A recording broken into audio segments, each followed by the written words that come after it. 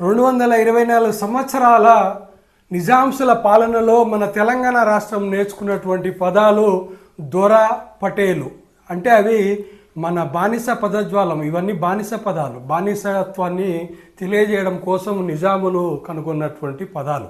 అంటే మనం అప్పట్లో మన తెలంగాణ ప్రజలంతా పెద్దోళ్ళనంతా జాగీర్దారులను, జమీందారులను, పటేళ్లను, పటేవార్లను వీళ్ళందరినీ కూడా దొర పటేల్ అనేటువంటి ఒక పదంతో గౌరవించేవాళ్ళు. అది అలాగే మన జీవనశైలిలో అలవాటైపోయింది.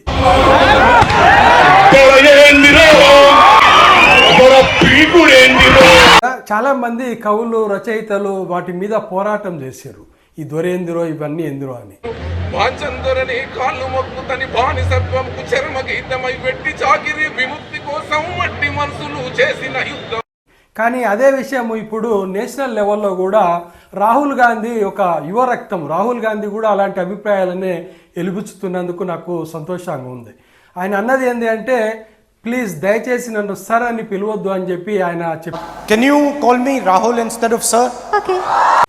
చూశారు కదా, నేను ఇది చాలాసార్లు విన్నాను రాహుల్ గాంధీ నోటి నుంచి. ఎవరైనా రాహుల్ గాంధీని సర్ అని సంబోధిస్తే ప్లీజ్ దయచేసి నన్ను సర్ అని సంబోధించొద్దు అని చెప్తాడు. ఇది చాలా చాలా చాలా మంచి విధానం. ఎందుకు అంటే ఇది సర్, దొర, పటేల్ అనేటువంటి పదాలు మన రక్తంలో రంగరించుకుపోయినాయి. నిజానికి ఇవి అంత మంచి పదాలు కావు. ఈ సర్ అనే పదము 200 సంవత్సరాల బ్రిటిష్ పాలనలో వాళ్ళ ఆధిపత్యానికి చిహ్నంగా మన నెత్తిన రుద్దినటువంటి ఒక పదం ఇది.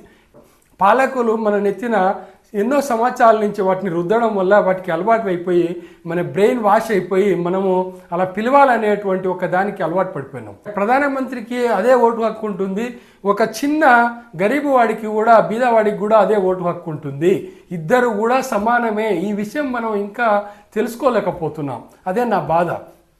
దీని విషయమై రామ్ గోపాల్ వర్మ అయితే చాలా సంవత్సరాల నుంచి పోరాడుతున్నాడు, ఒక పోరాటమే చేస్తున్నాడు. కానీ ఏ విలేకరు కానీ ఎవరు కానీ అతనికి సపోర్ట్ చేయడం లేదు. ఎందుకంటే మనం సర్ అని పిలవడానికి అలవాటు పడిపోతున్నాము. ఈ పదాల వల్ల ఆధిపత్యం, అంటే కొందరి ఆధిపత్యం మనకు కంటికి కొట్టొచ్చినట్లు కనబడుతుంటుంది.